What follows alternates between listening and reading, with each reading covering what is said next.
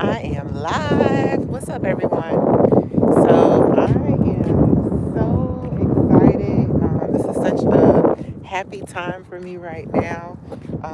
But also, like, I'm not gonna make it seem like everything is all gravy either. Like, this process of um, like moving from just a homeowner to really leveraging my VA home loan to become an investor is quite a task, but I am managing it a lot better than I was at first. I think the other misconception sometimes people have, whether they're an attorney trying to represent themselves or even realtors, like sometimes, especially when you're new at doing this, like it's better to build a team. I think that's probably true with anything in life, but specifically moving from just being a homeowner to an investor, like you need a team of people that you can trust, that you know, that you have confidence in to help you with your properties, with your portfolio. So I started out on my own doing a lot of the things that I already know how to do, like stage a home, take quality photos. But then it becomes quite a task when you move from just doing the basic things you've already done before to now the tenants or the applicants are like calling you because you're getting a lot of hits, which that's a great thing, but it's a lot to handle if you're still trying to, you know, manage your home life, work life, if this is not all you do.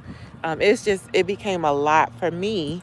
So I definitely had to turn it over to someone else because I also feel like sometimes as the owner of the property, some people want to take like advantage of that and try to like go around the process that they typically have to do when they are renting a property, right? Like you have to provide, references, you have to provide proof of income, you have to provide all of those things.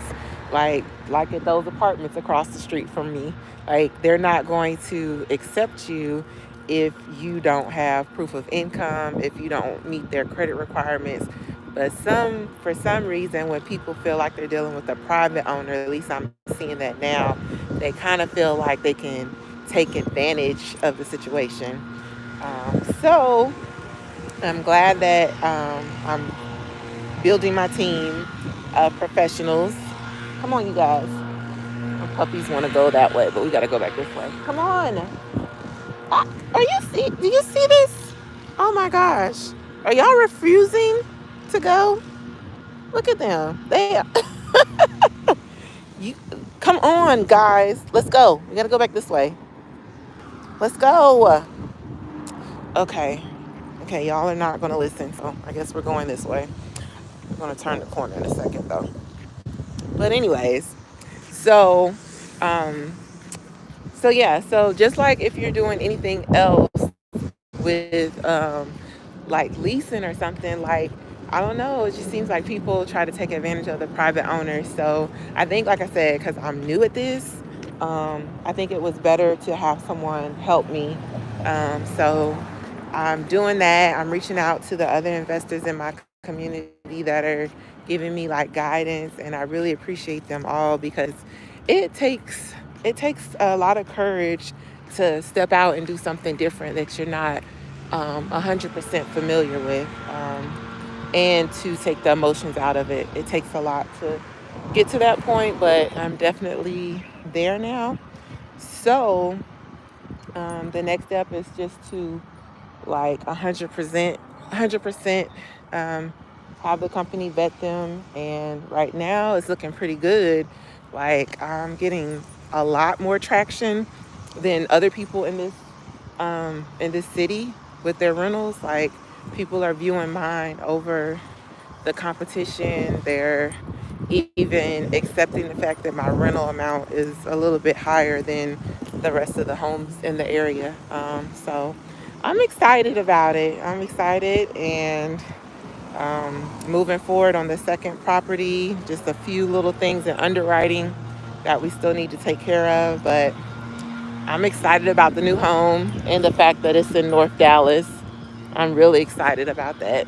So, um,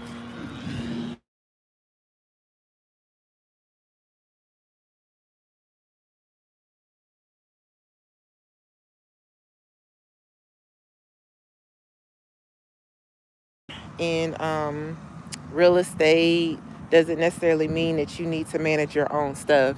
Just because you're a lawyer, that doesn't mean that you need to represent yourself in a case. Like there's levels to this, and you really need to make sure you are, you know, getting your team together, getting your help, getting your lifelines, because it is definitely a stress reliever for me now, and it's worth the money.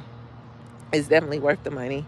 I never thought that I was going to try to save and do it myself, but I did think that, okay, well, maybe I can do parts one, two, and three, and then I'll just call them for the property management piece. But um, honestly, it just works out better if they do the whole thing, for real.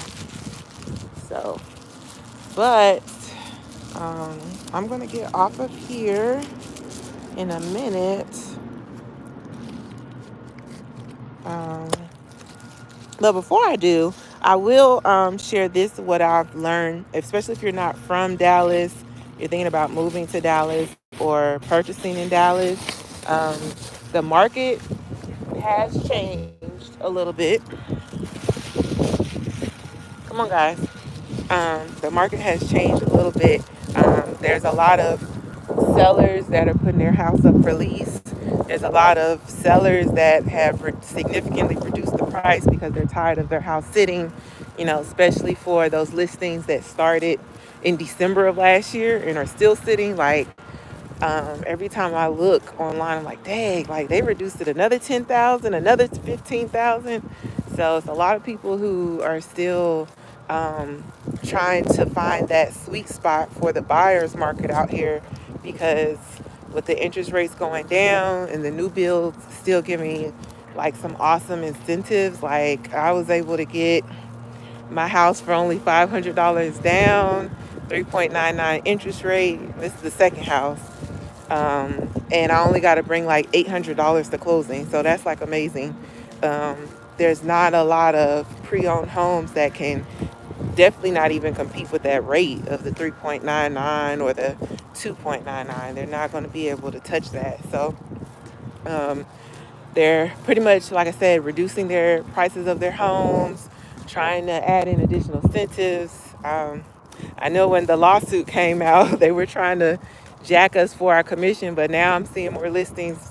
Like if you call the agent, they're telling you they're going to pay, your whole commission. So things are just changing in the aspect to where the buyer has some leverage, but there's also a lot of people out here that just don't have the credit, like don't even have the bare minimum 580. So that's good for the investors, because I mean, no matter where you go, you're going to have to pay a little bit more because of your credit. So for the people who are watching this that are renters, like it's really in your best interest to work on your credit, work on your financial picture as far as your income and liabilities, and really get to a point where you're not spending so much on frivolous things, and you're working to fix your credit, paying off your debts. Living within your means is very important, so that you can stop the rat race, or whatever, however they say it, of continuing to have to pay more for where you live, paying more for everything. It's really not a good look, especially if as you're getting up in age, like in your 40s and 50s. By that point, you should be a lot more financially responsible. But I understand we don't all learn that from growing up. Sometimes our parents weren't even able to teach us that. But this is a great time. 2025 is a great time to thrive and to work on those things, so that you can not have to pay additional deposits and things like that. or just get denied from places you really want to live at. You should have freedom in where you want to live. And sometimes your credit can hinder your options. So I just wanted to share all of that. And you guys, I'm going to definitely get in more footage of North Dallas, as that's where I'll be moving to. So you will see a different picture on my channel of more homes, Aubrey, Salina, Prosper, Pilot Point, that entire area. Me and my new brokerage team, we plan on dominating up there. And just stay tuned. I don't want to say too much, but just stay tuned because we're going to have some new stuff for you guys. So I will talk to you guys soon. Later.